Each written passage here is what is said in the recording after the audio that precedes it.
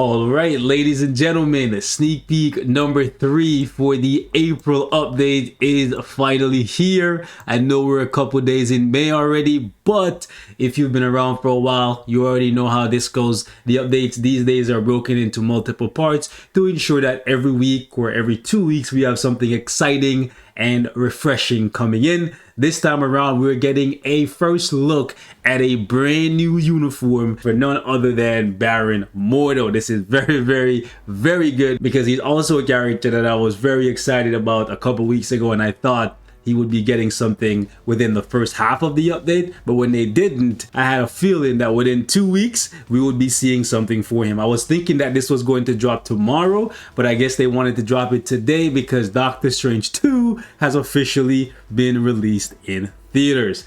By the way, speaking of Doctor Strange 2, aka Multiverse of Madness, do me a favor guys and don't drop any spoilers in the comment section. And if you come to any of my live streams over the weekend, please keep it spoiler free for the next, 3 days. After Monday, you guys can go crazy with all the spoilers, but at least let your fellow Marvel Future Fight players, let your fellow humans enjoy a couple days grace period before they get to see the movie, because not everybody can see it day 1, not day 2, but maybe, just maybe, they can squeeze it in on a Sunday afternoon with their friends and family. Okay, so give them a couple days, guys. Please have mercy.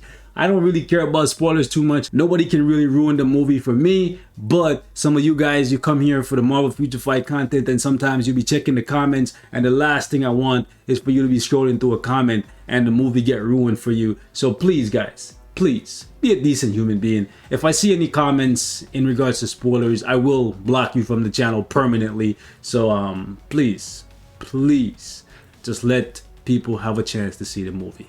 That being said, let's take a look at the trailer that they dropped today.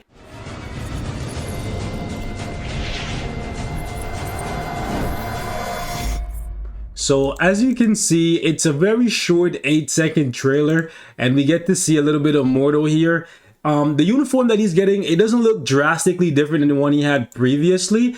However, I can see that he has a new staff compared to the one he had before. And for some reason, the Future Fight team removed all of the scars from his face. So as you can see, all of his scars are gone. I guess the Future Fight team is on the Instagram filter wave where you gotta, hide all the blemishes and whatnot. He looks like a pretty boy. So babyface Mordo is coming. I don't see anything that resembles a tier 3 in here. I went through this multiple times. I don't see any awakening crystals or any Mandalay gem fragments, but I highly doubt they're going to release him without giving him a tier 3 or an awakened skill. But we have seen them do that a couple times. Baron Zemo, Black Cat, and recently Green Goblin. However, I think this is a different situation. I highly doubt they're going to repeat that again. However, I am quite curious in regards to what they're going to be typing Baron Mordo as, because I would like him to revert back to being a blast villain. We need stronger blast villains. If you take a look at the blast supervillain category, there's not very many options, and it's even more of an issue if you are a new player or a free-to-play player. Check this out, guys. The top characters in the blast supervillain category: Mephisto and Moonstone. 2 incredibly expensive characters to build. One for crystals and one that requires you to be playing the game for at least 6 to 7 months. I know 6 to 7 months can go by relatively easily if you have other things to occupy you, but the blast supervillain category is in need of some new additions. So I would ideally like him to return to this category, because Sinister is not that great. Iron Man is okay for World Boss, but he's slowly falling down the totem pole. So I think they should consider reverting him back to being a blast type so we can get some new faces in here. I know Ebony Maw is also in here, but if you look at the speed category, I think we have good options now. We got Electro recently. Green Goblin is amazing at tier 2, and we're waiting on that tier 3 for him. Corvus Glaive is amazing. Bullseye's kind of fallen off, but we recently got Gamora as well. So I think he would be better suited in this category. And if you're free to play or a new player, this would be a blessing, because getting to Mephisto is a time sink with a lot of CCF and other materials behind it, and then a ton of crystals for Moonstone. Even for me on my free to play account, I don't have her yet, and that's 1 year in. Granted, that is personal choice, but we don't always get what we want. I am looking forward to seeing how they improve him though, because after seeing how they improve Wong, taking him from literally nothing to being an amazing DPS and a support character, it intrigues me just thinking about how much of a facelift this guy is going to get. Granted, he's starting off better than Wong because his skills actually mesh together quite nicely. Wong was basically unplayable before, versus MORDO, I could always get a Shadowland stage done with him. I haven't used him in years when it comes to World Boss, so I don't know if I can actually use him in World Boss, but I might actually try that. Might even do it in this video. But in terms of his overall kit, there's only one thing in here for his base kit that I think they should keep, and that's actually his 4-star passive. But I think they should change this to when attacking, and I don't think it should be a 50% chance. I think it should just be guaranteed when he's attacking, he does 110% more damage for 5 seconds, and maybe they could cut that cooldown time from 15 seconds to 10 seconds so it lines up better with an obelisk or a normal CTP, whether it's energy or destruction. The rest of his kit though, not very good. However, I've always been able to make him work in Shadowland because it's relatively easy to chain the iframe from the 5 and the 4 and stun lock enemies. You can also move around with the 3 and get a little bit of an iframe there, and there's a stun and stuff. So his kit overall was much better, or is rather much better than Wong, but still it's very much so outdated. This one right here, I never really played with it very much. I only just got the uniform to Mythic just for the sake of getting it to Mythic. But I believe there's an iframe on the 4th skill. Yep. And it looks really cool. But I got this uniform late in the game because I never really cared for this version of him. Now, I will say that none of you guys should be getting this guy to level 70, gear 25 ahead of time. You should just be chilling and waiting to see how good he ultimately becomes, and then take it from there. Like your favorite content creator, go ahead and max these guys out and see if they're actually worth building later on down the line.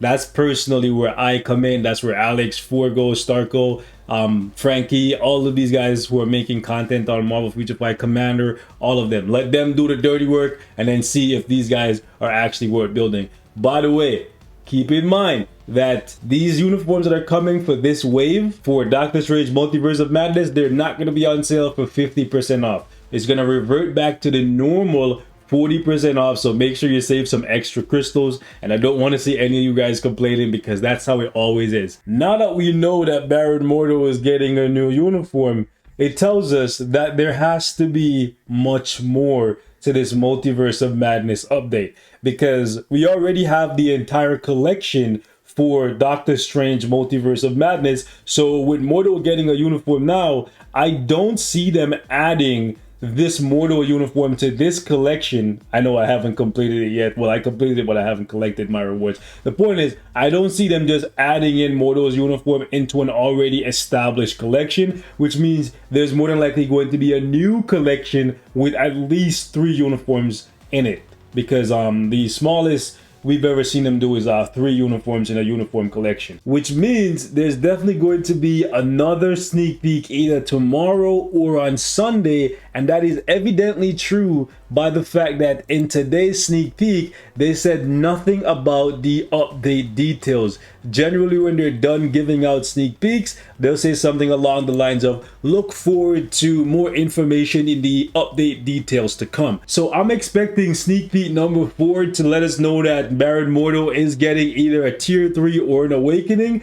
But if that is all, I know some of you guys are going to be very, very upset, because of the fact that there's an elephant in the room right now. And the elephant in the room is a villain uniform for Doctor Strange, hopefully with his 3rd eye, a villain uniform for Scarlet Witch, and possibly a new uniform for Professor X. If we only got one of those, I would personally prefer a new uniform for Professor X, because that may make it so that Netmarble will put the crystal characters on sale, but they may not. I don't know. I know some of you guys may not like that. And besides that, Doctor Strange is plenty strong right now, and so is Scarlet Witch. Professor X is still kind of mid. So if they're only going to give one of them a uniform, I would prefer Professor X to get a facelift. But ideally, I'd want all 3 of them to get something because a villain version of Scarlet Witch that could do PvP would be amazing. A villain version of Doctor Strange would be amazing as well, because I just showed you the blast villain category is lacking. So we could easily replace Mephisto there, and if that happened, then that would save a lot of you guys a ton of materials, because you would no longer need to build him. Because if he gets pushed out of ABX, he's basically going to be relegated to just being an AC character, or maybe, just maybe, I'll try him in Timeline Battle and see if he can keep up, but I highly doubt it. Especially not with Spider-Man running around right now. He would get clapped to oblivion so quickly, or at least that's my belief. However, a universal villain version of Doctor Strange for PvP wouldn't be so bad either. So I'm looking forward to seeing what they do for part 2 here, and if there's going to be more parts to come, because I think we're going to get 2 things this week, 2, maybe 3, right? Tier 3 or an awakening for MORDO with the new uniform, and then possibly a new uniform for somebody, maybe Professor X, and then maybe they just stall us out, and then at the very end they do like a part 3 surprise villain uniform for Doctor Strange and Scarlet Witch. Because here's the thing, guys, I know some of you guys believe that Marvel Future Fight and the dev team, they see the movie in advance. They don't. They see it when it comes out, just like us. So even if Wanda or Doctor Strange is a villain in the movie, the only thing they know about the characters so far is what they've seen in trailers. So even if they go to the movie today, when the movie gets released, it's gonna take them some time to work on new uniforms for these characters. So we could be waiting 2 weeks, or maybe they were already cooking something up and then they're just gonna put the final touches on those uniforms when they see the movie. Maybe they just recolor some skills and just change them from heroes to villains, and you know, maybe give them some damage reduction and some PvP effects, and that's good enough.